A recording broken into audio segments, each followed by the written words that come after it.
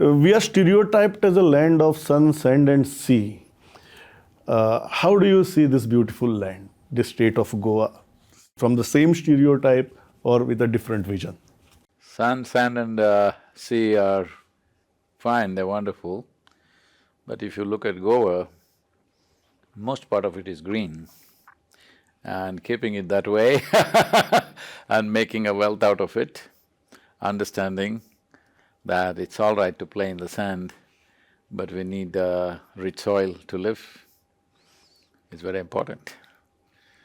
You're here on a Save Soil mission, and soil is a very, very interesting topic. It is culture of soil, there is politics of soil, there is economics of soil. Let's start with the campaign of soil. What is Save Soil campaign and why soil? Because usually people say save water, save trees, save tigers. Why save soil? I'm not somebody who's known to pick populist subjects because I neither have to stand for an election, nor do I have to get an award or anything like that. So, soil, because it's not a new thing for me. Last 30 years I've been talking about soil. But what I see is I've spoken to agriculture ministries across the world, I've spoken to bureaucrats, a few heads of state and common people. When I speak, everybody says, Sadhguru, this is really fantastic, it's so important, it's really great. And usually they use that as a pillow to sleep on that night. So, I saw that I have to do something to shake them up a little bit. So, if I walk 30,000 kilometers, that would be a suicide.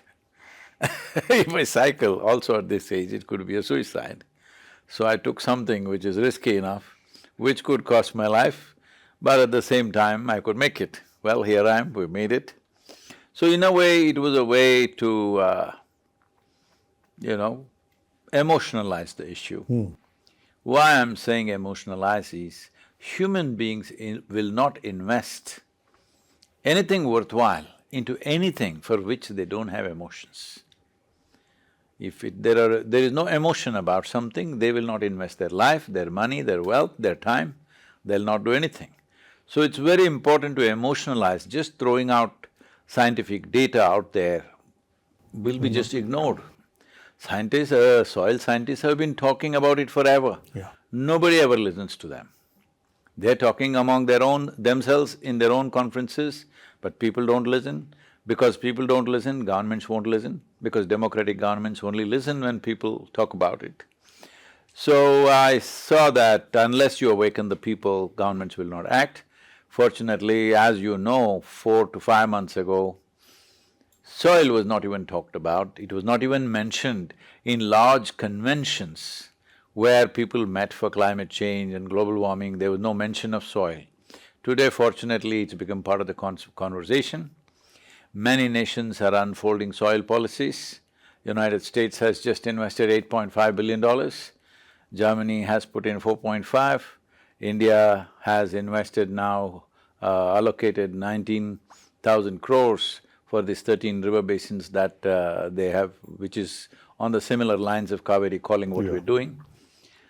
And the Caribbean nations, all the CARICOM nations, including Guyana, Suriname, all these people have signed up and totally 80 nations have signed up. Just now we had a Commonwealth General Secretary visiting us last week and we took her to all the model farms that we have created.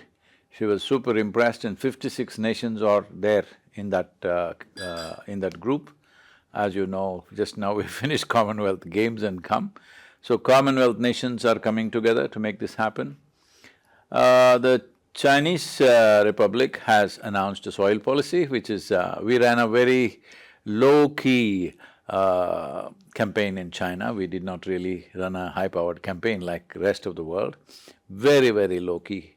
But immediately Chinese government has responded and now they're unfolding a soil policy, which I think is wonderful because our sense of nationality should be only to a certain point of administration, politics and safety of people, all this stuff. Planet is not a cake that you can cut it into pieces and I will take my piece and go away somewhere, there's no such thing. Yeah. Because microbial life and all other life happen as a global phenomenon.